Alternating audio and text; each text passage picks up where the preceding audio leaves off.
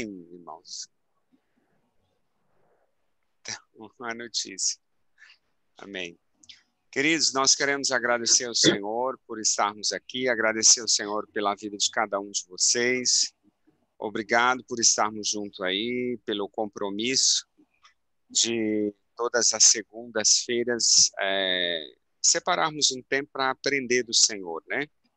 E hoje o tema ele é bem convidativo, né?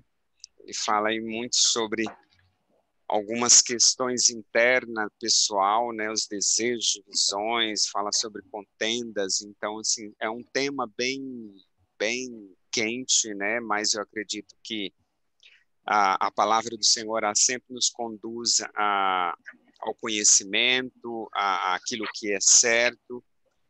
E queremos aprender a velar. Obrigado pela disposição de sempre estarmos juntos aí, de poder compartilhar um mestre para nós. Tem feito toda a diferença nos ensinamentos. Eu tenho aprendido bastante, eu acredito que todos. Eu tenho ouvido. E agradecer ao Senhor pela vida de cada um, pela vida de cada um aí dos pastores, dos líderes, do nosso irmão Alexandre, que mesmo aí feito a cirurgia já está aí recuperando e estamos aí de volta, né, Alexandre? Deus abençoe você, abençoe a sua vida. Amém? Queremos orar e agradecer ao Deus por este momento, amém? Feche seus olhos.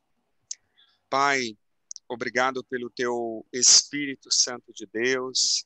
Senhor, que nesta noite venha conduzir as nossas vidas. Pai, que nós possamos aprender do Senhor, a Tua palavra ela é viva e ela gera, Senhor Jesus, aleluias, paz no nosso coração. Nesta noite, Senhor Jesus, que o Teu Espírito Santo venha conduzir a vida do presbítero Avelar. Senhor, que ele venha fazer, Pai, aquilo que o Senhor Jesus tem, Pai, gerado no coração dele através da palavra desta noite. Que o Senhor venha ministrar nos nossos corações. Nós queremos aprender do Senhor. Pai, nós queremos viver, Senhor Jesus, aleluia, a Tua palavra. E no nome de Jesus, ó Espírito Santo de Deus, nós queremos declarar que será um momento, Pai, de bênção, momentos que nós aprenderemos do Senhor, que nós seremos cheios, impactados pelo conhecimento da Tua palavra, em o nome de Jesus. Amém e amém. Obrigado, Avelar. Tá. Amém. Bom, nós estamos hoje começando nosso 10º encontro, então ficam faltando 4 encontros para nós terminarmos. Nós tínhamos a previsão de um encontro de confraternização no meio dos nossos encontros, mas em virtude aí da pandemia. Lembrando que hoje nós começamos um novo período de regime especial, né? De fechamento de comércio, de distanciamento. Então, eu vejo que nós ficamos impossibilitados. E nós temos uma aula também prevista de revisão de tudo que foi falado até agora.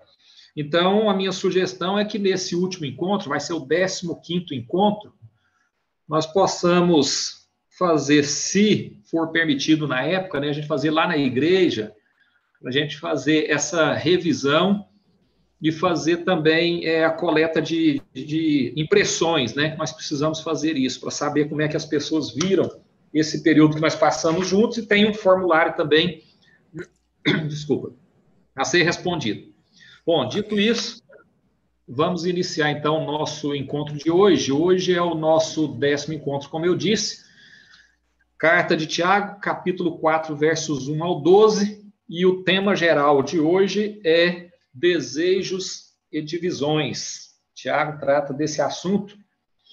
Antes de nós entrarmos aqui propriamente no texto bíblico, quero lembrar que Tiago está falando de igreja, Tiago não está falando de mundo, não.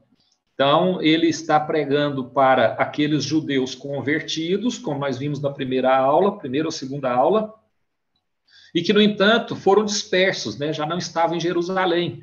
Então, eles estavam em terras distantes, e por estarem em terra distante, eles começaram a viver diferente daquilo que eles aprenderam lá na sua conversão, quando conheceram Cristo, quando andaram com Cristo. Então, eles estavam deixando aqueles aprendizados. E Tiago faz a sua carta, mandando orientações e também fazendo advertências. Nós vamos ver isso hoje, é muito focado nessas advertências. Abrindo, então, nosso primeiro slide, na verdade, o segundo slide, mas o primeiro da série aqui que traz o tema de hoje, vamos ver os versos de 1 ao 6. E o título que foi dado a esses 6 primeiros versos trata-se de Inimigos de Deus. O texto vem revelar qual condição que nos coloca como oposição a Deus. Lembrando que o Tiago traz aqui um paradoxo, né? Ele traz aqui um antagonismo, uma oposição. Mas não é a oposição de Deus e o diabo, eu sempre repito isso. O diabo não é inimigo de Deus, ele não é páreo para Deus. O diabo é uma criatura. E como tal, ele não tem condições de desafiar Deus. Mas ele se coloca nessa condição. A oposição que Tiago trata aqui é de estarmos ou não na presença de Deus. Então, trata-se da nossa vida e do nosso relacionamento com Deus. O que Tiago está tratando é de relacionamento com o Pai, com o Criador, e não essa adversidade com o diabo. O diabo entra na história, sim, mas entra como um aproveitador, como um oportunista, e não como uma divindade que disputa espaço com Deus. Então, não é isso. Se nós estamos distante de Deus, obviamente, nós estamos vulneráveis. E vulneráveis, nós nos colocamos à disposição de predadores, sejam eles espirituais ou não. Porque, às vezes, a nossa queda é pura e simplesmente material. Ela é carnal. Às vezes nós atribuímos tudo ao diabo, mas às vezes não. Às vezes é fraqueza nossa mesmo, às vezes é coisa da carne. E a gente começa a confundir as coisas. O importante é, Tiago trata de relacionamento, nosso relacionamento com Deus. A nossa opção é estar com Deus ou não estar com Deus. O diabo é um adversário porque ele é um oportunista, mas ele é nosso adversário e não adversário de Deus. É isso que nós precisamos entender. Por quê? Porque ele não tem nenhuma intenção contra Deus? Sim, ele tem. O que ele não tem é poder. Ele não tem a capacidade para esse desafio. Então, ele não merece crédito, né? Se a gente for tratar a presença de Deus, o diabo não tem crédito. Nós temos que ter essa convicção. Lá no verso 1, Tiago já começa dizendo: de onde vêm as guerras e pelejas entre vós? Entre vós, eu destaco, Tiago está falando para judeus convertidos, ou seja, cristãos. Porventura não vem disto, a saber, dos vossos deleites, que nos vossos membros guerreiam? Cobiçais e nada tendes, matais e sois invejosos, e nada podeis alcançar. Combateis e guerreais e nada tendes, porque não pedis. Então, Tiago está destacando aqui o nosso esforço inútil, né? Um esforço em vão, que nós não vamos conseguir nada com as nossas próprias forças, principalmente no mundo material, onde nós vivemos uma peleja constante do mundo físico com o mundo espiritual. Pedis e não recebeis, porque pedis mal, para gastardes em vossos deleites. Ou seja, o foco é sempre o material, o foco é sempre o natural, o foco é o secular, ou seja, aquilo que é finito, e não para o infinito. Adúlteros e adúlteras, não sabeis vós que a amizade do mundo é inimizade contra Deus? Portanto, qualquer que quiser ser amigo do mundo, constitui-se inimigo de Deus. Adúlteros e adúlteras aqui está chamando atenção para a traição, o desprezo para as coisas do espírito e o foco nas coisas do mundo, né, as coisas da carne. Então, o adultério, na verdade, aqui retrata a traição. Deus coloca o seu filho à disposição do mundo, o seu filho vem, se submete ao sacrifício, e ainda assim as pessoas viram as costas e preferem as coisas do mundo às coisas do céu. Ou cuidais vós que, em vão, diz a Escritura, o Espírito que em nós habita tem ciúmes. Antes, ele dá maior graça, portanto diz, Deus resiste aos soberbos, mas dá graça aos humildes. Então, o distanciamento de Deus não é obra do diabo, é uma escolha nossa. E eu tenho dito isso também com muito cuidado para não despertar aí nenhum constrangimento ou um questionamento. quando eu digo que não há mais chamado para nós. A obra de Deus está consumada. Então, o chamado, ele foi feito lá com Abraão. A partir disso, Deus consumou a sua obra na cruz, ressurreição de Cristo. Então, a obra está posta. Cabe a nós agora optarmos em andar com Cristo ou andar sem Cristo. Bom, o que eu aprendo aqui? Deleites diz respeito à satisfação. E eles nunca serão satisfeitos. Eu fiz até uma anotação aqui. Está na apostila, na página... Espera aí que eu estou na página errada, gente. Deixa eu abrir a página correta aqui. Avelar, na nossa é a 52. Mas a minha aqui está um pouquinho diferente, pastor. Eu estou no 4º encontro, eu não sei o que aconteceu aqui. Eu acho que eu dei uma vacilada. Mas está perto, né? A apostila é fininha. Graças a Deus. Então, vamos lá. 10º encontro. Eu quero ler aqui o que está na apostila. Nós estamos bem dentro do que está na apostila. Bom, vamos lá, então. Nunca, esses desejos, essa satisfação carnal, ela nunca será satisfeita por alguns motivos específicos. Primeiro, porque o que queremos hoje, nós não vamos querer amanhã. Então, como dizia minha mãe, é um saco sem fundo, né? Hoje a gente coloca alguma coisa, amanhã a gente coloca outra. Isso é igual fazer compra. Você vai no shopping todo dia você tem uma coisa nova para comprar. Segundo motivo que nós não podemos satisfazer plenamente os nossos desejos é porque nós não temos limite no querer. O nosso querer é pelo olhar, né? Por ver. Tanto é que aquele famoso administrador aí, eu não vou lembrar o nome dele agora, da Apple. O César deve saber o nome. Steve Jobs. Steve Jobs, ele dizia que as pessoas não sabem o que querem, nós é que precisamos mostrar a eles a necessidade que eles têm, porque na verdade não é uma necessidade, é vontade, desperta a vontade na pessoa, dispara o gatilho e a pessoa vai comprar. Então, todas as vezes que o gatilho for disparado, nós vamos fazer uma compra automática. Eu lembro que eu falei aqui no começo também a respeito de pecado, distanciar do pecado, tomar uma distância antes de cair no pecado ou em tentação, quando nós falamos de tentação, exatamente. E eu disse que isso é igual fazer compra. Os economistas recomendam, nunca faça a compra da primeira vez, afasta do objeto, vai para casa e pensa se você realmente precisa daquilo. Porque nós não compramos porque precisamos, nós compramos porque nós vemos. E ao ver, desperta o desejo. E esse desejo também, ele não tem fim. Ele não se sacia. E o terceiro é justamente isso que eu acabei de dizer. Nós confundimos necessidade com vontade. Então, esses deleites, eles vão sempre estar dentro da nossa carne e nós precisamos entender para que a gente lute com sabedoria. Nós vamos ver depois também algo a respeito da sabedoria que Tiago fala, da sabedoria que vem do alto. Então, é isso. Nós precisamos entender qual que é a nossa dificuldade, quais são os nossos limites, quais são as nossas fragilidades, para que a gente use as armas certas na hora de lutar contra esse chamado da carne que sempre se opõe ao chamado do Espírito em nossas vidas. E é isso que Tiago está nos colocando aqui, pontuando para nós. Jesus morreu por todos, pelos justos e pelos injustos. Jesus não fez acepção de pessoa. E aí, eu quero voltar lá, porque às vezes a gente perde um pouquinho e acha que não tem sentido com o que o autor escreveu, mas ele está dizendo, né, a respeito do nosso comportamento. Matais, sois invejosos, nada podeis alcançar, combateis, guerreais. Então, e nós fazemos acepção de pessoa. Por quê? Porque se nós matamos, nós não estamos tratando as pessoas como iguais. E também Tiago trata disso aqui, nós vamos ver mais à frente. Nossos desejos advindos da necessidade são egoístas, porque eles são focados em nós, em nosso interior. Às vezes a gente mente para a mulher, às vezes a gente mente para o marido, às vezes a gente mente para os filhos, né? Que a gente, não, eu estou fazendo aqui, mas não é para mim, é para nós.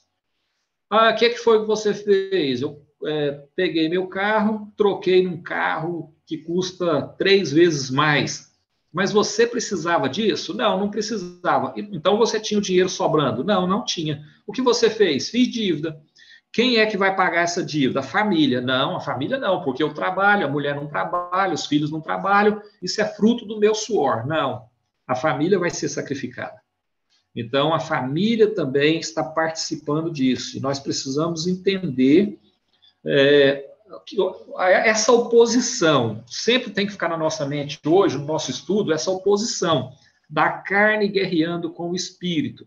E que a gente precisa ter essa visão de espírito para a gente poder usar também as armas que estão disponíveis.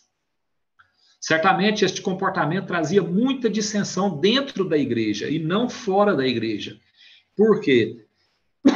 No domingo passado, lá na administração do culto das 9 horas, eu falei acerca disso. Há uma família muito maior do que a nossa família. Obviamente que a gente precisa dar valor à nossa família, nós devemos concentrar todo o nosso esforço na nossa família, mas existe uma família que é a família que Deus estabeleceu, que é a família dele. E a família dele são todos aqueles que aceitam o chamado, que receberam o sacrifício na cruz e por isso mesmo foram agraciados com o dom da salvação. Se nós temos esse comportamento dentro de casa, muito mais nós temos na igreja. Aí acontece aquela passagem que nós vimos lá em Atos, né, de Zafira, acho que é isso mesmo, e Ananias, que vendem o terreno e mentem para o povo da igreja. E assim também somos nós, quando nós escondemos os nossos dons e não colocamos à disposição da obra de Deus. Então, nós também estamos furtando de um compromisso, porque nós estamos fugindo do compromisso que nós temos com a família de Deus. Então, nós precisamos nos habilitar e nos dispor para que a gente possa realmente integrar essa família. E aquele povo, como eu disse no começo, que estava disperso, que já não vivia em Jerusalém, eram judeus que conheciam a Deus, tinham fé, obviamente, porque os patriarcas iam transmitindo de pai para filho o conhecimento de Deus, o que Deus fez com aquele povo, chamado de Abraão, conduzir o povo pelo deserto, levar a terra prometida, vencer exércitos muitas vezes superiores, como nós vemos ainda hoje. Então, aquele povo sabia de tudo isso e era ensinado desde criança, então era uma coisa que era inculcada nos seus espíritos. E aí, de repente, vem Jesus e eles conheceram a Jesus e se converteram. Com a perseguição foram dispersos e começaram a se distanciar desses ensinamentos e dessas práticas, desses cultos e conhecimentos. E por conta disso, Tiago faz a advertência que essa cisão que havia dentro da igreja, como a cisão que pode estar acontecendo dentro da família, precisa ser combatido por aqueles que conhecem a Deus e que receberam Jesus Cristo e seguem seus passos, ou pelo menos deveriam estar seguindo os passos de Jesus. Lembrando que essa mensagem ela traz embutido uma mensagem muito importante, que nós não somos represas, aquilo que Deus nos dá, sejam de bens materiais, sejam de bens espirituais, e eu estou falando dos dons conferidos pelo Espírito, e os frutos do Espírito, né, que está lá em Gálatas. Então, tudo isso são presentes que Deus coloca à nossa disposição, mas não coloca à nossa disposição para ficar retido no nosso ser, na nossa vida. Isso precisa ser compartilhado. Ser compartilhado primeiro com a nossa família, porque essa família terrena, que nós temos responsabilidade com ela, Deus colocou a família em nossas vidas para que a gente pudesse cuidar dela, como Deus amou a igreja, né? Principalmente os maridos. Então, nós precisamos ter essa compreensão. Aquilo que eu recebo, eu preciso compartilhar.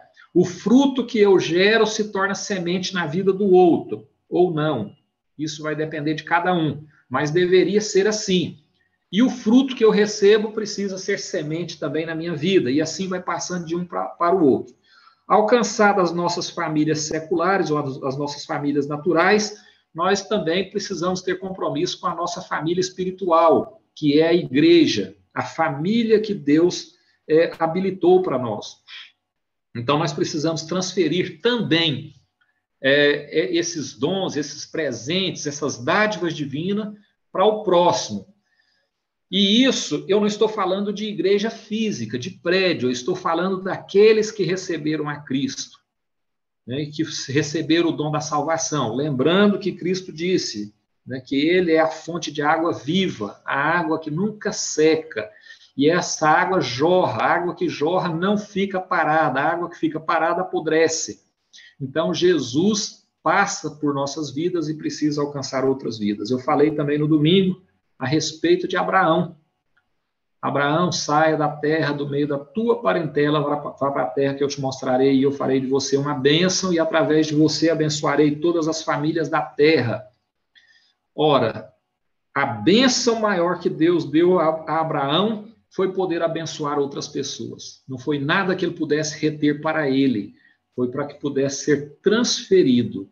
Filipenses 4:6 diz: não fiquem ansiosos, orem e supliquem em ação de graças de acordo com o dom da salvação. Suplicar é implorar, é insistir, é ansiar por alguma coisa, né? Você não precisa ficar ansioso com suas próprias forças aqui, mas você pode suplicar a Deus e Deus há de te responder.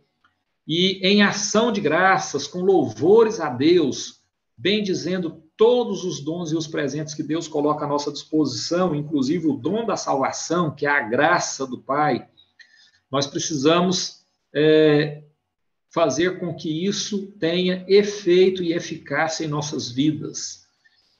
E de acordo com esse dom da salvação, é que nós devemos agir, compreendendo que a salvação não tem proprietário, ela não foi feita para uma pessoa específica, ela foi feita para todos aqueles que recebem o sacrifício de Cristo. Então, ela não é marcada, não é nominal, ela é geral, ela é universal. E por ser universal, ela está à disposição de todos. Nós não podemos criticar, nem fazer acepção de pessoa, como nós dissemos lá em cima, porque Jesus morreu por todos. E se Jesus morreu por todos, então todos compartilham da mesma salvação.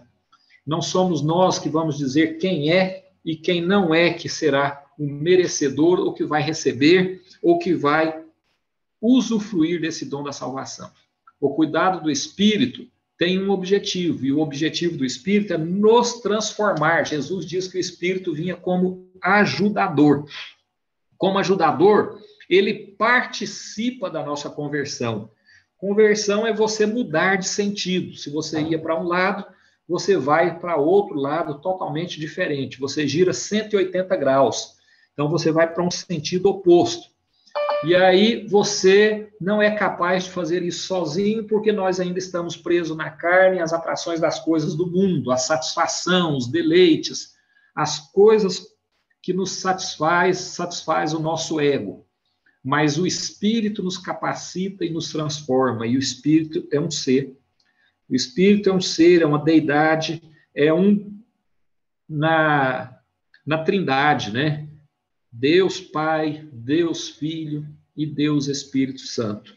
Deus participou da criação do mundo, criou o homem, chamou Abraão, conduziu Moisés, esteve com Davi, com todos os profetas, ficou em silêncio por 400 anos, andou com João Batista, depois veio Jesus Cristo. Jesus Cristo, que já estava no começo da criação, passamos o homem à nossa imagem e semelhança, mas começa a interagir com o homem, como homem que se fez.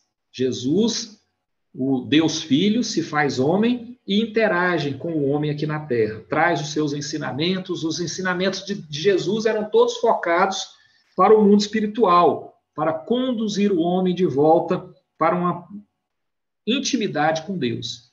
E esse que é o trabalho de Jesus Cristo. Ao ser arrebatado para o trono, Jesus promete que enviaria o ajudador. E o ajudador é esse Espírito, que agora interage com o homem. Então, Deus interagiu com o homem, Jesus veio, interagiu com o homem, e agora o Espírito interage conosco. Nós temos dificuldades de entender isso. O pastor Luiz me fez ler um livro aí essas 2 últimas semanas, eu até falei dele, O Espírito Santo, de John Bevere. Ele fala justamente isso. O Espírito é um ser. O Espírito Santo é real. E ele interage conosco. De manhã, de tarde, à noite. E nós precisamos ter essa intimidade com o Espírito Santo, porque ele é o nosso ajudador, ele é que nos sustenta nessa batalha da carne contra o Espírito. Acontece que toda querela não trazia o que eles queriam, só trazia inveja. Porque, como disse lá, deixa eu ver se eu acho aqui. Cobiçais e nada tendes, verso 2. Matais e sois invejosos, e nada podeis alcançar. Nós lutamos e nada alcançamos. Nossa vida pode ser mais simples. Se nós lutarmos mais, se nós cobiçarmos mais, se nós desejarmos menos, se nós cobiçarmos menos, né? Eu acho que eu estou falando errado. Se nós cobiçarmos menos, se nós criticarmos menos, se nós labutarmos menos, se nós buscarmos mais o Espírito, então o Espírito vai facilitar esse embate nas nossas vidas. Porque o Espírito, ele tem essa vocação. Jesus, ao enviar o Espírito, envia justamente com este foco. Seguindo, a pergunta certa é: nós estamos agradando a Deus ou a nós mesmos? Em tudo aquilo que nós estamos fazendo, que nós estamos buscando, quem que está sendo satisfeito? Nós precisamos buscar essa resposta porque ela deve nortear as nossas decisões. Eu quero alguma coisa porque isto me satisfaz ou isto satisfaz a Deus? Às vezes Deus quer te dar um carrão mesmo, importado, coisa chique. Também não é pecado ter carrão, não. Não é pecado andar de avião para cima e para baixo também, não. Nós já dissemos isso aqui numa das aulas que nós tivemos aí no passado recente. O pecado está na forma e no porquê. Por que é que eu tenho isso e a forma que eu utilizo isso que Deus disponibiliza na minha vida? Às vezes, há pessoas que não têm nada, mas o pouco que tem está à disposição do reino. Às vezes, a pessoa tem muito, e o muito que ela tem está à disposição do reino. Eu sei de uma pessoa famosa, aliás, talvez uma das pessoas mais famosas do Brasil hoje, eu não vou citar o nome por questões éticas, mas que separou porque a esposa focava tudo que tinha para a obra do reino de Deus. E aí, essa pessoa famosa achou que não deveria ser assim.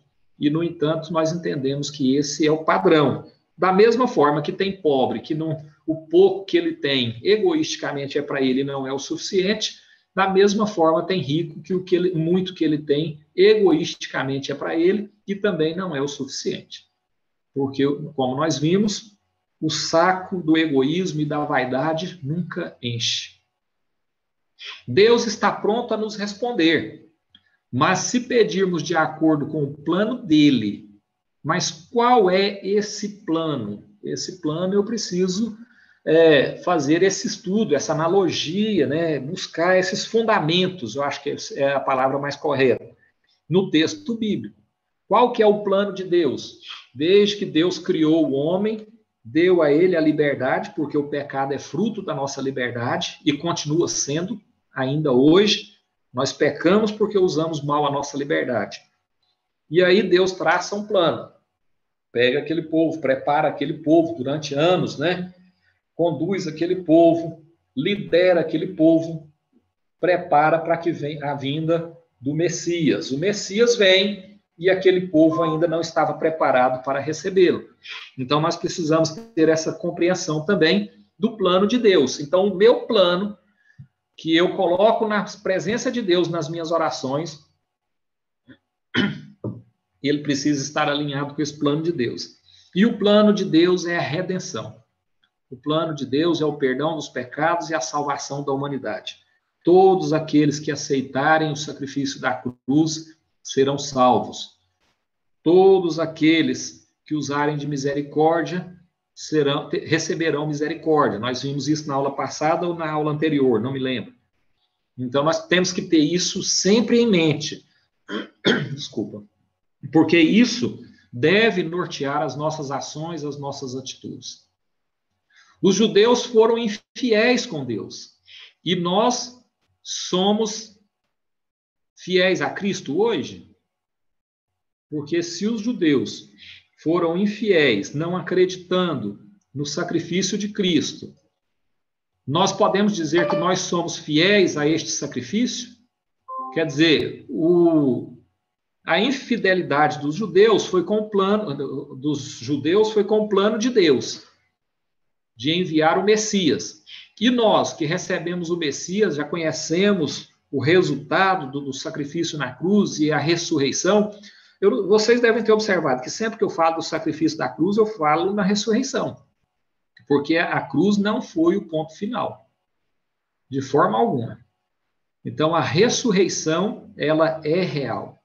E Jesus Cristo vive. E nós estamos sendo fiel a esse Cristo que se sacrificou por nós? O ciúme de Deus não é um ciúme de homem, né? Porque aqui Tiago fala que o Espírito que em nós habita tem ciúmes, lá no verso 5. Qual que é o ciúme de Deus? É aquele ciúminho de possessão, de ter domínio da pessoa ou da coisa? Ele revela o amor que arde no coração de Deus por nossa salvação.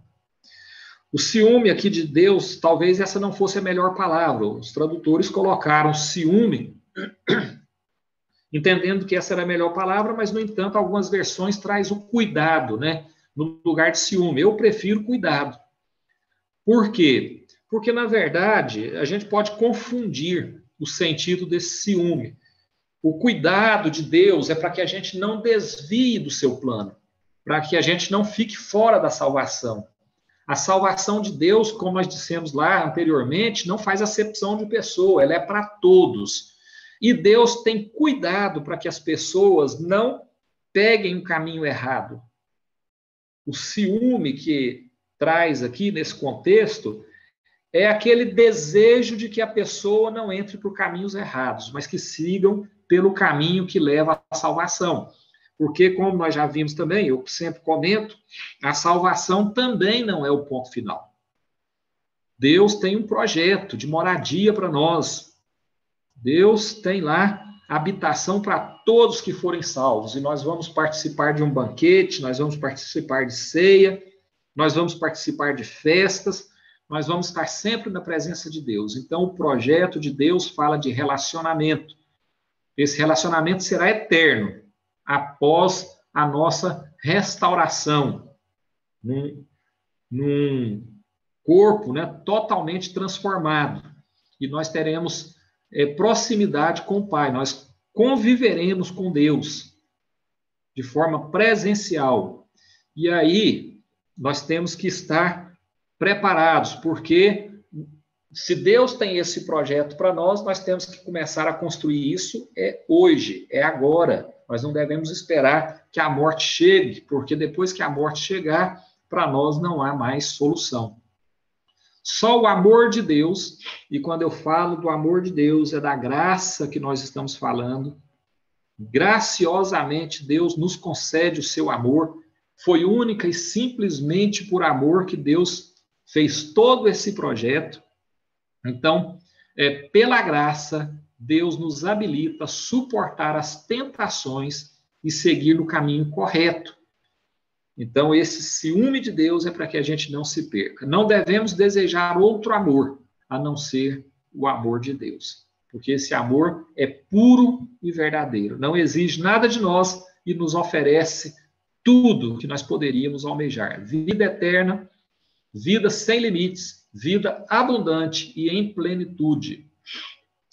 Depois, na segunda parte, versos 7 ao 10, humilhai-vos perante o Senhor, é o título que nós colocamos, porque Tiago vai falar muito de humilhação perante o Senhor. Sujeitai-vos, pois, a Deus, resisti ao diabo e ele fugirá de vós. Quando nós nos colocamos na presença de Deus, Deus é muito maior que nós e o diabo. Então, às vezes, a gente acha que resistir o diabo é confrontá-lo, e não é isso. É nos colocarmos ou fazer opção por Deus. Ao fazer a opção por Deus, a simples presença de Deus é capaz de fazer com que o inimigo se refugie. Chegai-vos a Deus e ele se chegará a vós. Alimpai as mãos, pecadores. E vós de duplo ânimo, purificai os vossos corações. Senti as vossas misérias e lamentai e chorai. Converta-se o vosso riso em pranto e o vosso gozo em tristeza. Esse versículo aqui é muito forte. Nós precisamos focar nele. Por quê? Porque ele está falando que as alegrias que nós podemos ter aqui é passageira. Se nós tomássemos conhecimento da nossa miséria ou da nossa incapacidade, nós deveríamos lamentar e chorar 24 horas por dia. Por isso que Deus oculta muita coisa de nós, porque nós somos incapazes de perceber e de suportar a nossa condição. Converta-se o vosso riso em pranto e o vosso gozo em tristeza. Humilhai-vos perante o Senhor e ele vos exaltará. Só Deus nos capacita a enfrentar e resistir o mal, como eu disse. A simples presença de Deus faz com que o mal se distancie de nós, porque são coisas totalmente incompatíveis. A presença de Deus, ela nos cria uma couraça em nossas vidas, cria uma proteção que nós teremos dificuldade de cair se nós tivermos essa busca, se nós tivermos realmente essa presença. E eu repito e insisto, nossa busca hoje tem que ser, precisa ser, através do Espírito Santo de Deus, que nos capacita a encontrar Deus, a chegar perto de Deus, a entender qual é a sua perfeita vontade para as nossas vidas. Romanos 8:5. Ensina só os que são do Espírito, cogitam o que é do Espírito. Lá em Romanos 8:5 fala que aquele que tende para as coisas do Espírito se torna Espírito. Tem uma das versões que é assim: aquele que inclina para as coisas da carne se torna carne.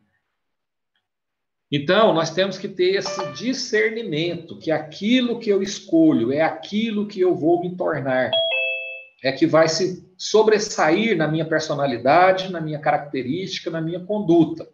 Eu preciso buscar o Espírito para que eu me torne um ser espiritual. Se eu me concentrar na carne, nas coisas da carne, nos desejos da carne, na satisfação da carne, então eu serei única e exclusivamente a carne. Lembrando que a carne é finita, do pó saístes, ao pó voltará, e não há expectativa de salvação para a carne como nós a conhecemos hoje. Então, nós temos que cogitar e focar nas coisas que são do Espírito. Quando eu falo em focar nas coisas que são do Espírito, eu estou falando em focar no plano de Deus. Deus fez aquele plano de salvação, plano de redenção, plano que nos habilita a um relacionamento com Deus. Esse relacionamento com Deus que há de acontecer no céu para aqueles que forem salvos deve ser estabelecido já através de um relacionamento com o Espírito Santo.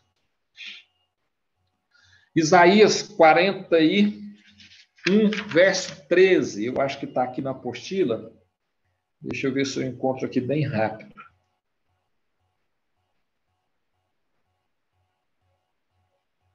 Eu não vou encontrar aqui, não. Mas Isaías fala da disposição... Sim, pode falar, pastor. Terceiro parágrafo aí desse contexto. Terceiro parágrafo, exatamente. É verdade que Deus está pronto a nos ajudar, porque eu, Senhor, diz Isaías 41, 13, eu, Senhor, te seguro pela tua mão direita e te digo, eu te ajudarei. Então, Deus está pronto, através do seu Espírito, a nos ajudar, a nos socorrer. Por quê? Porque ele tem um plano, e o plano de Deus não há de falhar para aqueles que o buscam, para aqueles que anseiam andar com ele. Então, ele está colocando o seu Espírito à nossa disposição. Então, hoje, se naquela época Deus fez para os grandes profetas, dando tanta revelação, conduzindo-os através do seu plano, agora não é diferente. Agora nós temos um ajudador cuja missão é nos conduzir, nos amparar. E essa promessa, ela, como se vê, é antiga, está lá no Antigo Testamento. mas ela se materializa hoje, através da presença do Espírito Santo em nossas vidas. Duplo ânimo, que o apóstolo Tiago está falando aqui, é uma tradução para uma dupla alma, né? Uma dupla mente. É uma pessoa que quer servir a Deus e ao diabo, ao espírito e à carne. Então, ele não está nem lá, nem aqui. Uma hora ele vai lá, outra hora ele vem aqui. Então, essas pessoas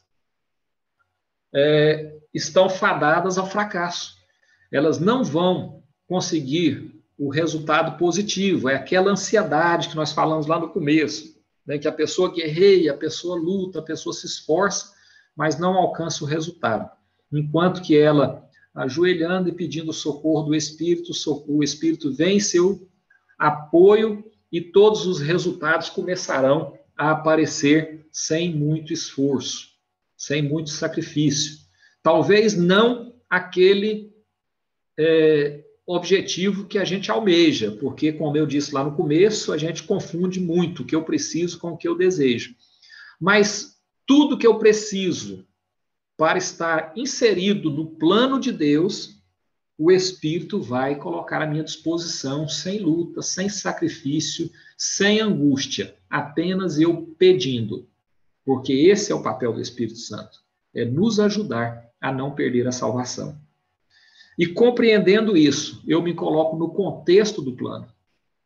E colocando no contexto do plano, obviamente que não haverá fracasso. Não porque eu mereço, não porque eu tenha feito algo, não porque eu consiga, mas simplesmente porque o amor de Deus me capacita através do seu Espírito e nós vamos, querendo Deus, chegar ao resultado positivo. Desejar coisas mundanas nos desvia do caminho do Pai. E esse é o ciúme do Espírito.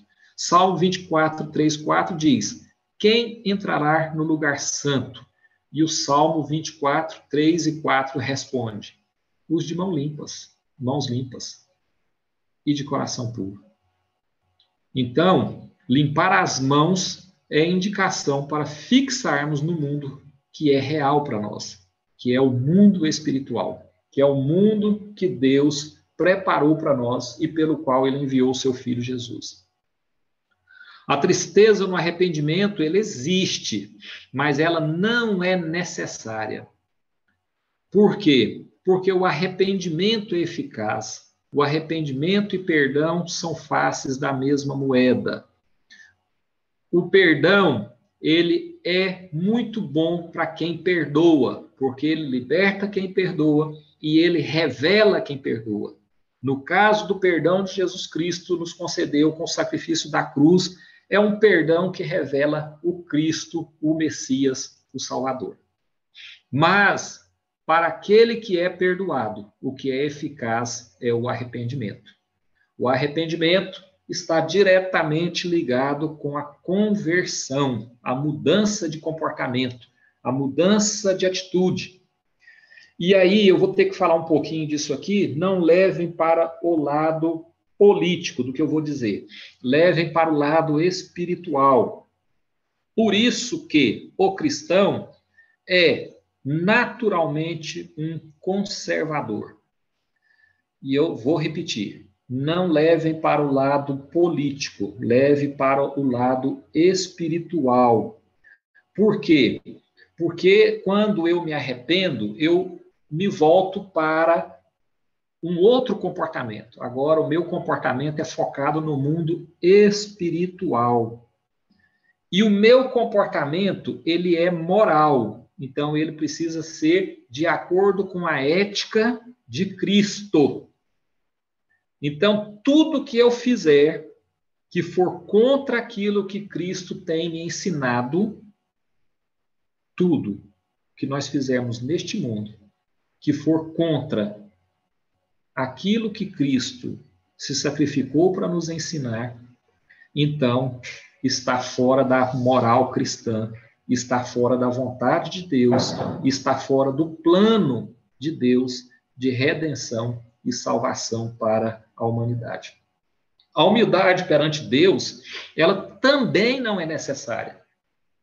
Ela é um fato. Deus é grande.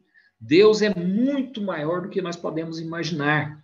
Não há páreo para Deus. Não há como competir com Ele. Quando nós temos essa compreensão de Deus que traçou o plano para resgatar o homem, então a humildade, ela é um fato. Eu preciso compreender que eu nunca vou chegar aos pés de Cristo. Eu nunca vou chegar aos pés do Pai. Eu nunca poderia ter um relacionamento com o Espírito Santo se tudo isso não me fosse concedido por amor, por benevolência. Talvez benevolência seja até uma palavra mais forte, porque ela coloca cada um no seu lugar. Nós estamos recebendo por benevolência de Deus, por amor, porque Ele não tem nenhuma necessidade, nenhuma obrigação de nos conceder absolutamente nada.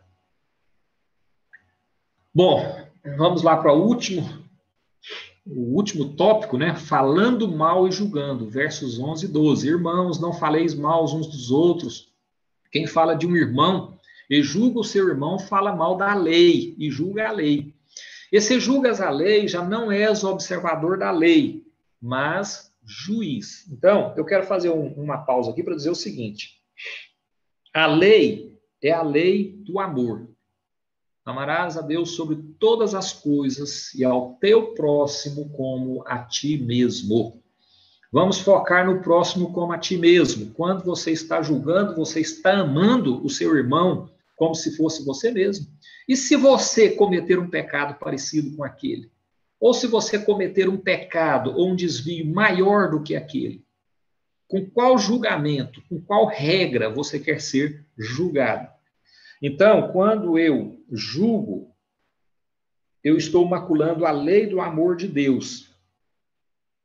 Por quê? Porque eu estou me achando melhor do que o outro, eu nunca vou cair naquela falha, eu nunca vou pecar daquele jeito, eu não sou fraco para cometer esse tipo de pecado. A mensagem que eu estou mandando é essa. Segundo, quando eu julgo a pessoa fora do amor, da lei do amor de Deus, eu estou achando que a lei é injusta. Sim, porque a lei, ela serviu para queda. Ela foi uma lei severa demais para ser cumprida. Então, eu estou julgando a lei. Quando eu julgo a lei, eu estou julgando o legislador. Eu estou dizendo que o legislador foi incompetente, foi incapaz. E no nosso caso, a coisa se torna mais grave ainda. Por quê? Porque o legislador é também, segundo a palavra, o nosso único juiz. É o único que está habilitado para julgar, e nós estamos nos colocando no lugar dele. Então, tudo isso faz com que julgamento de um semelhante seja um pecado tão dolorido, tão forte, quanto mais na nossa vida, capaz de nos desviar do caminho da salvação. E nós precisamos ter a percepção da gravidade. Nós vamos falar mais adiante. Porque esse pecado de julgar o semelhante, ele não é contra o semelhante. Ele é contra Deus. Porque Deus concedeu àquele que peca o dom do perdão e o dom da salvação. Há só um legislador, verso 12, que pode salvar e destruir. Tu, porém, quem és para julgar a outrem? Quem você acha que é para estar julgando o seu semelhante? Ao julgar alguém, estamos nos fazendo superior. Eu acho que já foi falado. Falar mal de alguém é negar o amor ao próximo como a si mesmo. É o que a palavra manda. Nós também já falamos disso. Cristo igualou a todos, porque ele não morreu na cruz por alguém especificamente. Ele morreu na cruz por todos. Nós também já falamos disso lá na primeira parte. Se julgamos, estamos julgando o ato de Cristo. Também falamos, nós estamos julgando o legislador e também o juiz. Nós não temos condições ou capacidade para realizar tamanha façanha. Não somos juízes se estamos sujeitos ao mesmo julgamento. Ao mesmo. Nós vamos estar lá no grande trono branco para sermos julgados. Ser juiz é querer ser o próprio Deus. Vamos agora para o finalmente, que é o nosso questionário. Hoje nós não conseguimos aqui colocar ponto a ponto, né? Então já fica aí todas as respostas em aberto. Primeira pergunta. O questionário nosso está agora lá na página, na minha apostila, na página 50. Então, já está com as respostas.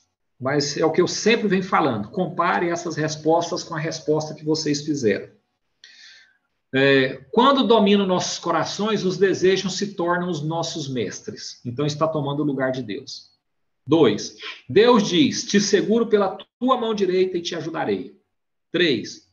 O diabo não é adversário de Deus, mas é nosso. Ele quer nos derrubar, porque contra Deus ele nada pode fazer. O pecado e o arrependimento são faces da mesma moeda, né? Foi o que nós dissemos. O pecado não é o arrependimento, gente, é o perdão. Está errado aqui, viu? Me desculpem aí. Então, quem estiver nos acompanhando, no quarto, no lugar de pecado, é o perdão. O perdão e o arrependimento são faces da mesma moeda. O perdão serve para aquele que... Obrigado, pastor. O senhor é generoso. Foi então, a minha mulher que sugeriu. Então, o perdão, ele é revelador de quem perdoa, da ética que aquele que perdoa segue, da moral. Ele revela para nós o próprio Messias. E revela o Messias em nós, quando nós perdoamos. Mas o arrependimento liberta aquele que é perdoado. O arrependimento é necessário. Não pense que aquele que não se arrepende, ele está liberto. Ele não está. O que o liberta é o arrependimento. Deus é onipotente e criador, e nós somos meramente criaturas. A nova lei se resume a amar a Deus sobre todas as coisas e ao próximo como a ti mesmo. Só um é o justo juiz, e esse um é Deus, como disse o próprio Jesus Cristo. Muito bem, no próximo encontro, será o encontro 11º, nosso tema será planos com Deus. Tiago vai falar disto, e nós vamos aprender com ele. Texto de referência, Tiago, capítulo 4, versos 13 ao 17. O nosso questionário está aqui na minha apostila, na página 50, mas parece que tem apostila diferente. Deus abençoe a todos. Nenhum mal nos alcance. Que o Espírito Santo esteja conosco. Muito obrigado. Deus abençoe a todos. Pastor. Amém. Com o senhor a palavra. Amém. Obrigado, Avelar. Obrigado pela a palavra poderosa. Eu acredito que alguns fizeram observações aí, né? Eu só queria trazer com relação ao contexto, ao conteúdo, e aqui fala que Tiago, né? Ele traz algumas questões com relação ao contexto. E esses enfrentamentos que nós enfrentamos todos os dias, lidamos com elas, nos diz que ele fala aqui assim, ó, 3 tipos de guerras enfrentamos: contra as pessoas, contra nós mesmos e contra Deus, né? Ele fala contra essas pessoas, fala quando nós julgamos, e aí nós vamos ver em várias passagens, né? Várias igrejas, a igreja de Coríntio, a igreja da Galácia, de Éfeso, de Filipe, sempre havia essa contenda, esse pré-julgamento, né? As pessoas, e aí era onde que Paulo vinha com a palavra de direção, uma palavra de correção, né? E ele fala também contra nós mesmos. Ele fala aqui sobre o egoísmo. A Avelar já falou sobre tudo, mas são coisas que hoje nós está muito presente em nós, né? Essa questão do eu, sabe, de achar que merece. A gente ouve alguns ditados assim, hoje eu mereço, então hoje eu vou fazer. entendeu? E na verdade não é, né? Ele fala também algumas coisas como guerras contra Deus, né? De que forma? E de que forma nós vamos combater tudo isso, né? Essa guerra contra Deus, ele fala de rebeldia, e algo que tratou muito aí no contexto. E eu acredito que tudo isso nós vamos combater quando nós nos achegamos a Cristo, quando nós nos aproximamos de Cristo, quando nós estamos inseridos em Cristo. E nós nos tornamos nova criatura, é aquilo, nós nos tornamos no espelho um Cristo, né? Um pequeno Cristo. E quando nós chegamos a Cristo, tudo isso já não... É uma guerra constante, diária, mas nós cremos, eu creio que a palavra ela tem esse poder de mudar, de transformar. E quando nós aproximamos de Cristo, realmente a gente passa a ter novas atitudes, e não mais atitudes de contenda, de pensar no eu. Amém? E é isso, eu abro para alguns irmãos que queiram comentar. Pastor Luiz, quer falar? Quero louvar a Deus porque o presbítero Avelar tem trazido, nós já somos conhecedor disso, mas ele, enquanto professor, enfatizou bem. O diabo não é páreo para Deus. Às vezes a gente foca muito no diabo e pouco naquilo que Deus é, naquilo que o Senhor já fez. E outra coisa que ele tem posicionado bem é a questão do chamado. O Senhor Jesus já fez tudo, tudo. Isso é um entendimento que precisa, na verdade, eu dou o nome disto de revelação, porque muitas vezes nós ficamos impedidos de agir por causa da nossa falta de entendimento, né? Entendimento, porque quando a gente tem medo, não é zombando, não é brincando com Satanás, não.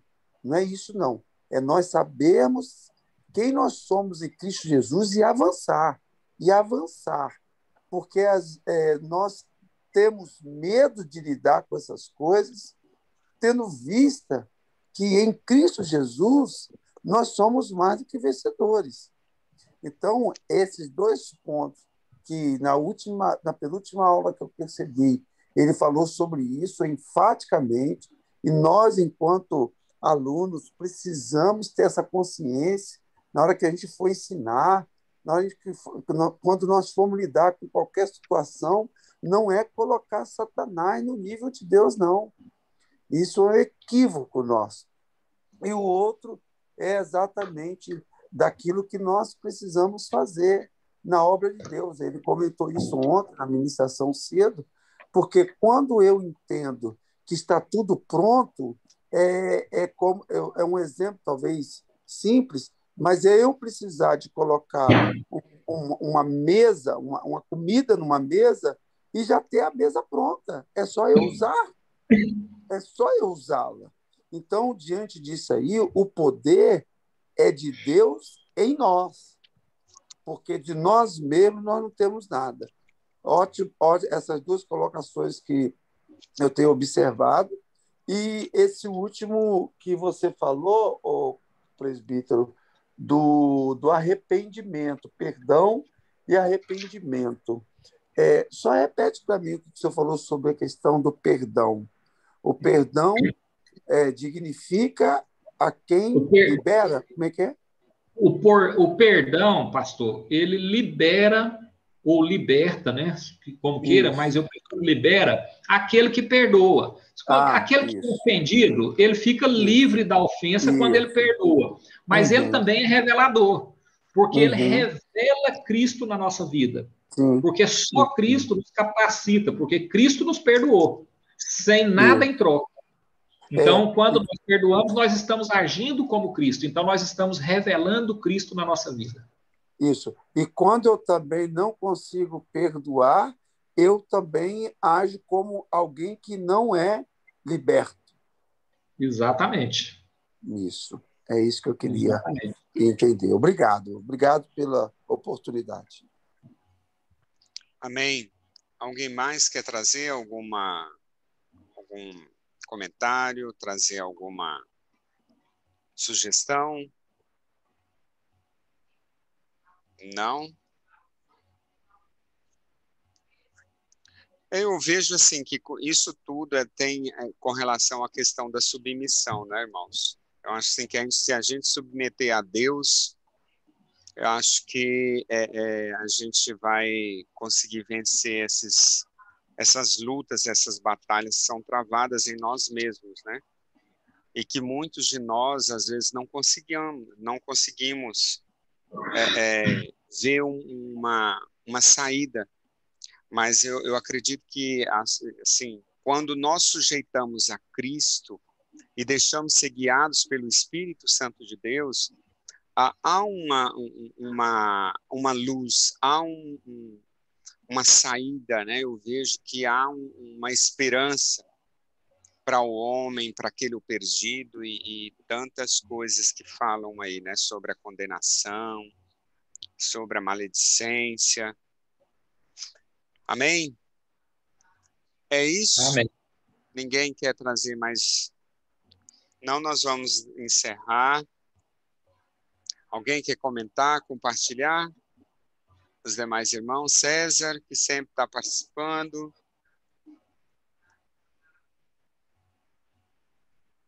Nós não estamos ouvindo, César. Alô?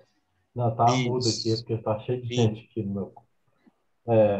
O que eu estou querendo falar é a respeito do que está no livro aqui do Fernando Dias Lopes, que ele fala que a guerra é com nós mesmos, né? Que ele coloca lá que o princípio da discórdia às vezes está na nossa inveja, na nossa cobiça, né? Ou seja, a guerra primeiro está em nós mesmos, a gente querer não julgar o próximo, né? E não querer sobressair. Isso é competição até mesmo dentro da igreja. Então, onde que essa competição dentro da igreja que atrapalha deturpa, né, a palavra, porque na verdade a gente tem que auxiliar o próximo e não querer sobressair em cima do irmão. Esse é o problema que você traz o que você foi educado no mundo para dentro da igreja. Esse é o problema. O que está no mundo tem que ficar lá. Então, não trazer o que você aprendeu no mundo para dentro da casa do Senhor. Você tem que aprender a palavra e levar para o mundo, não trazer o mundo para dentro da igreja. Essa é o princípio da história. Amém. Eu concordo, César. Excelente comentário. Isso mesmo. Pastor, o senhor me permite ler um parágrafo aqui pequenininho da apostila? Está na apostila. Eu acho relevante isso aqui. O poder de salvar e de destruir está nas mãos de Deus. Às vezes, nossas ações podem prejudicar em muito uma pessoa.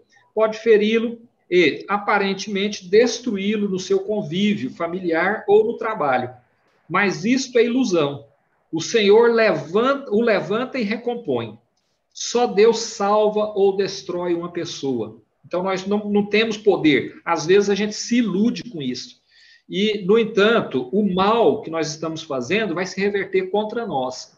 Então, nós precisamos estar atento a isso. Por quê? Porque a salvação está disponível, mas eu preciso buscar a salvação.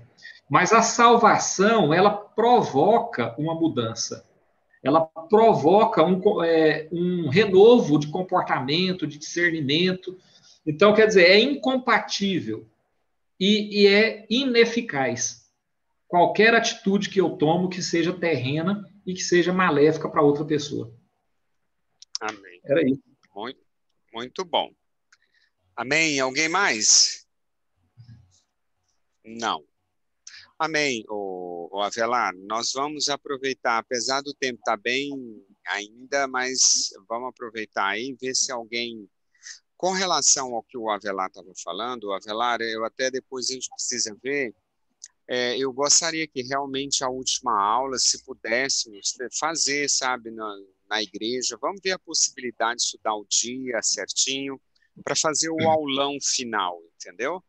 E aí convidar a igreja para ir mesmo, fazermos A última aula é só um tira-teima mesmo, tirar dúvida e preencher aquele questionário. Não é nem um questionário, é um formulário que nós fizemos para identificar todos que participaram, né?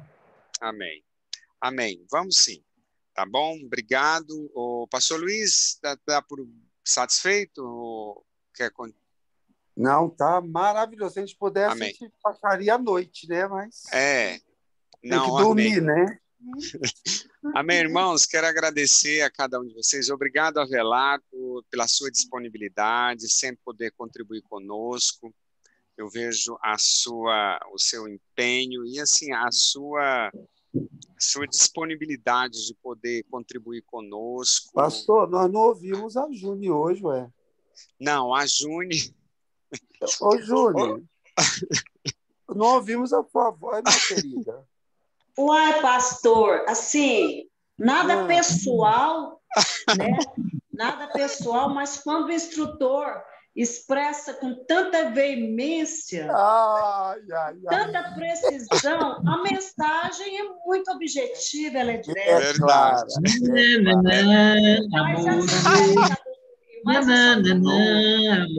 Nossa, Avelar, você pegou a noite perfeito. Hoje, hein? O tema de hoje é maravilhoso. Pegou a noite hoje, hein, professor?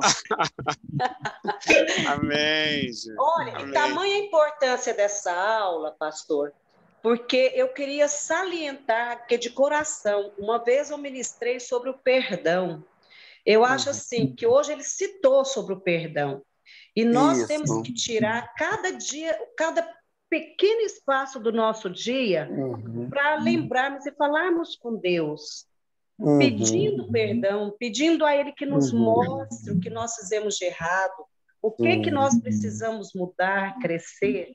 Porque a questão do perdão, ou falta do perdão, ela é tão séria, que aí, se nós não perdoarmos, nós não somos dignos nem da oração do Pai Nosso. Nossa oração não sobe mais do que o teto. Então, as pessoas têm que entender que o maior sacrifício Cristo fez, ele deu sua vida por nós, e ele perdoou a todos, e nós não merecíamos o seu perdão. Então, se Cristo, que é o maior, perdoou, quem sou eu?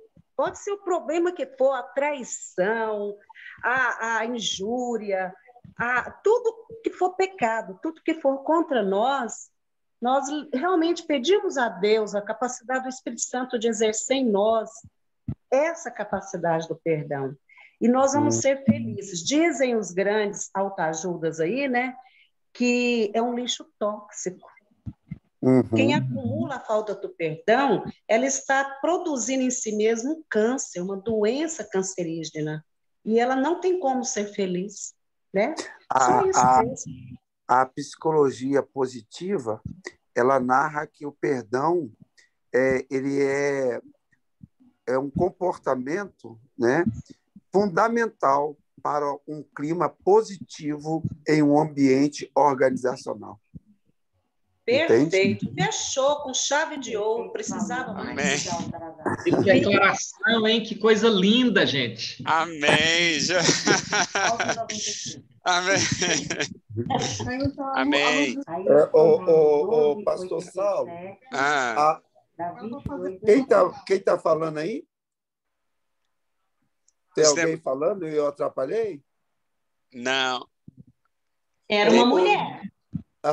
Sim, foi uma mulher. Quem foi que estava falando? Pode falar. A Glaucia está aqui, eu tô com o microfone aberto, a Glaucia está falando aqui do lado. Deixa a Glaucia falar, eu quero ouvir a voz dela. Fala, querida. Ela tá no telefone. Tá bom. O pastor Saulo, a Lu está participando, aniversariante. Pois Lu, termina um assunto aí, Lu, para nós. Lu, Deus abençoa, Lu. Não falou nada, tá aí caladinha.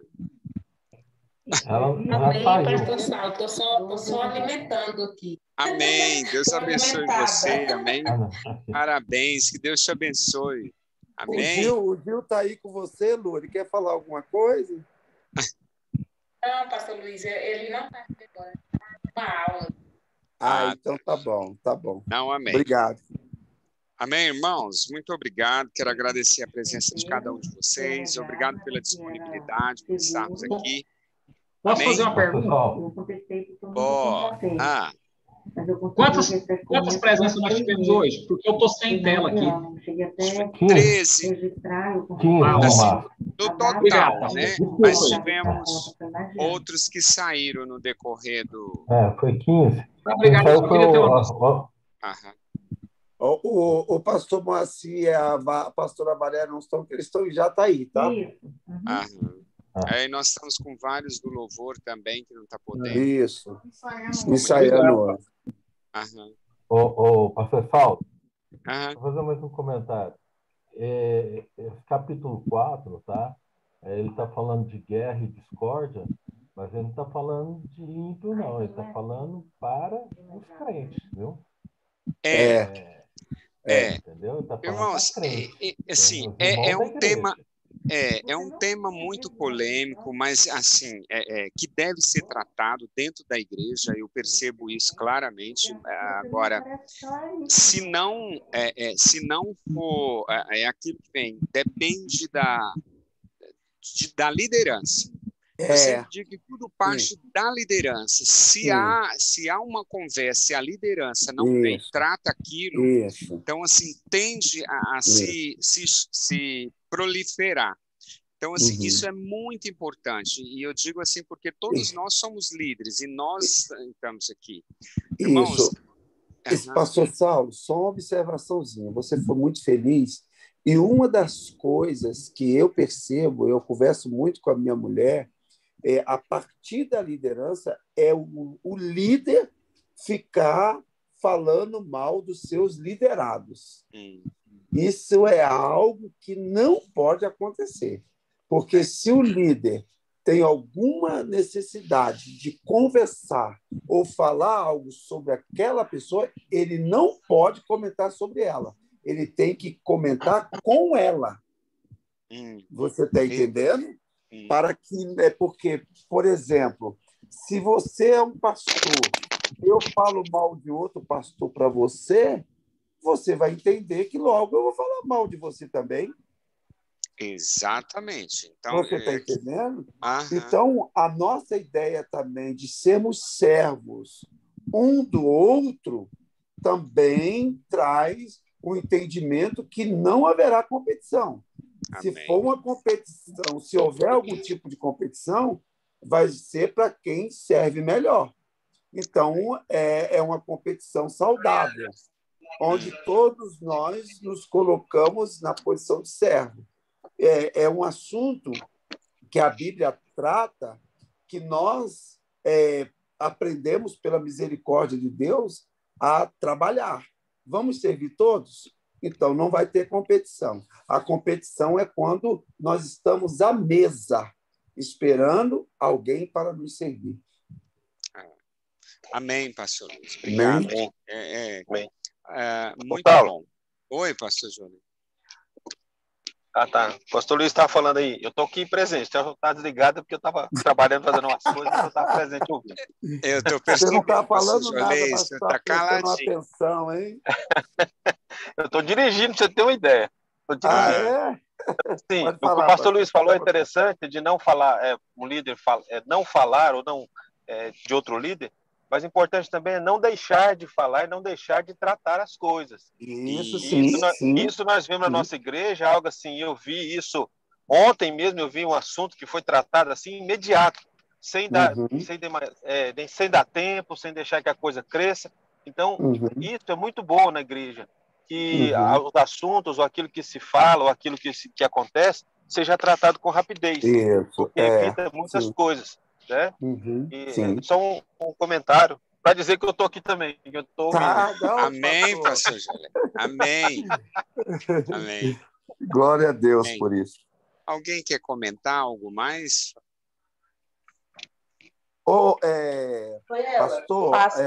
Pastor. O Murilo vai falar? Sou eu, a Eline. É porque Eline. paz do Senhor para todos, boa Paz do noite. Senhor, querida. É porque nós estamos com uma dúvida. O Adam David colocou aí nos comentários sobre o tópico 4.3, né? Aí eu queria que vocês dessem uma olhada e respondessem para nós. 4.3. Tá em qual página, Aline? Das perguntas? Colocou nos comentários aí. Eu não estou tendo acesso aqui não, pastor. O senhor tem que ler aí, porque eu não consigo mudar a página aqui. Thiago. Deixa eu ler aqui o comentário dele aqui. O Adam, ele escreveu assim, Tiago 4.3, pedis e não recebeis aqui. Neste verso, Deus deixa de responder às orações dos que amam os prazeres e quem querem honra. Peraí. Ele não consegue descrever. Poder, riquezas, etc. Devemos ter consciência disso, porque Deus não ouvirá as nossas orações se tivermos desejos egoístas. Que é fruto de egoísmo. A Lu quer comentar. Não. A questão é só que Deus não vai ouvir uma oração que é fruto de egoísmo. O propósito de Deus é a unidade, é o corpo, e não o indivíduo. Consegue me escutar? Sim. Boa noite, paz, graça. Boa noite. Fora do... Quem é que está falando? É o Moreno. Você não sabe meu nome? O Adam. O Adam que fez a pergunta. Não, não fiz uma pergunta, na verdade, é um comentário. Só para dizer que eu estou aqui. Eu estava acompanhando, só que eu entrei um pouco atrasado, mas aqui, quando eu estava lendo, que eu estava acompanhando, em Tiago 4.3, peguei como referência, né? Pedis e não recebeis. Estava só comentando que Deus, ele, igual a pastora falou, que Deus ele deixa de responder às orações daqueles que amam os prazeres, né? Daqueles que desejam sempre honra, poderes, riquezas. Eu sei que todos nós devemos ter consciência disso, né? Porque Deus ele não vai ouvir as nossas orações se nós tivermos um coração onde há desejos sobre coisas supérfluas, onde vai ter desejos de coisas egoístas. Foi uma parte aí que me tocou bastante. Amém. Glória a Deus, Adam. Avelar quer falar. Tá? O Avelar. Deixa eu só fazer uma observação aqui, só para complementar, porque às vezes também o crente ele usa isso para se condenar, né? Não, então eu não posso pedir. Pode pedir qualquer coisa, pode pedir qualquer coisa para Deus, desde que o que você peça esteja de acordo com o plano de Deus, ou seja, vá servir para o plano de Deus. Amém. Porque lá em Salmos 34, 13 e 15, alguém consegue, deixa eu ver se...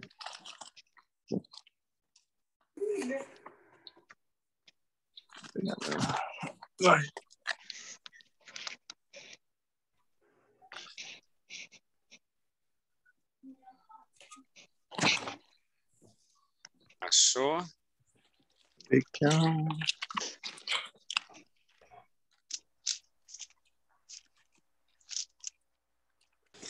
eu falar, mas isso aí é o seguinte, quando você pede alguma coisa que está fora da palavra, tá?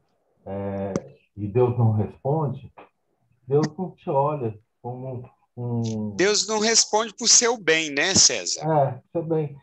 Deus olha a tua oração, isso não impede de você continuar orando. Ore, continue orando, entendeu? Mesmo que você não receba a oração, não receba a resposta, tá, de Deus, Deus olha para você como um adulto olha para uma criança que está aprendendo a conversar, está aprendendo a falar, entendeu? Deus olha para você como se você estivesse aprendendo a orar, aprendendo a ler, a entender a palavra, entender os princípios de Deus.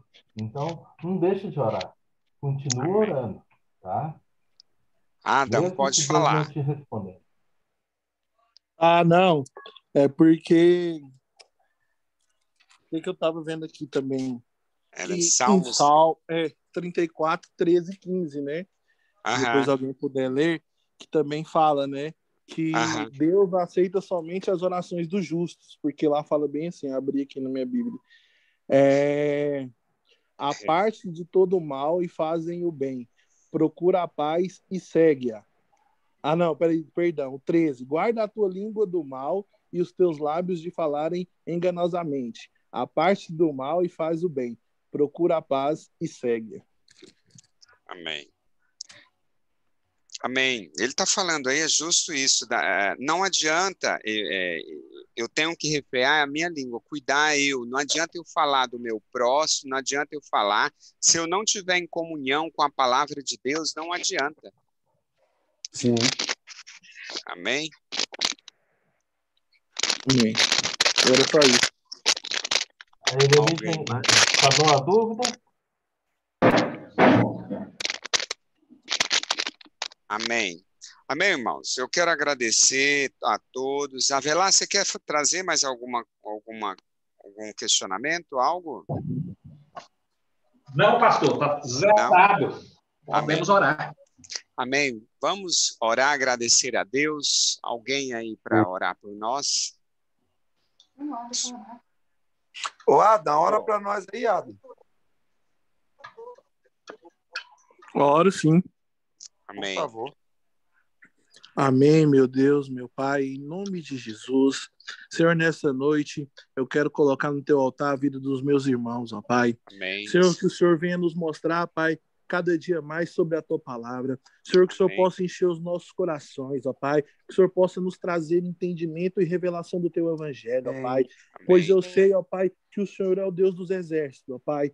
Na tua palavra diz, Pai, que sempre que nós buscarmos, nós iremos encontrar o teu evangelho, Senhor. Porque na tua palavra diz, buscai-me-eis e achareis de todo o seu coração. Pai, nós temos buscado cada vez mais crescer, Pai. Nós temos buscado cada vez mais encher da tua palavra, Pai, porque nós sabemos, meu Deus, que nós somos como vasos. Nós somos cheios para regar aqueles que não conhecem o teu evangelho. Pai, em nome de Jesus, ó Pai, que fique marcado em nossos corações, ó Pai, que nós possamos aprender cada vez mais da tua palavra, para a gente, sim, Pai, poder ser cheio do Espírito Santo, Pai, e poder regar o próximo. Meu Deus, em nome de Jesus, ó Pai, nós te pedimos obrigado, ó Pai, por mais uma vez estar estudando o teu evangelho, pois nós sabemos, ó Pai, que a tua palavra é o nosso alimento. Pai, em nome de Jesus, Pai, eu te agradeço por tudo que o Senhor tem feito e por tudo que o Senhor há de fazer em nossas vidas, em nome de Jesus. Amém, Adam. Deus abençoe. Abençoe a cada um dos meus